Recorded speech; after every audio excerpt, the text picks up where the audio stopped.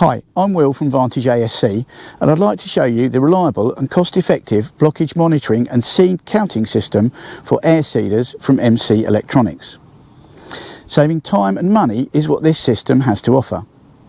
The 3.5-inch display immediately gives a visual and audible alert identifying low or no flow in the coulters, so no more physical checking for missed seed in the rows.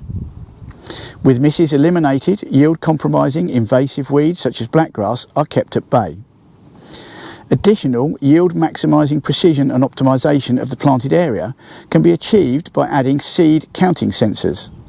This gives a real-time indication of seeds per square metre, allowing for accurate in-field adjustments to correct for different seed lots and changing drilling conditions.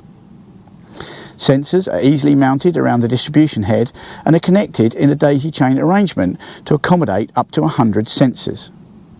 Alternatively, we can supply an isobrush bridge to connect to a UT display.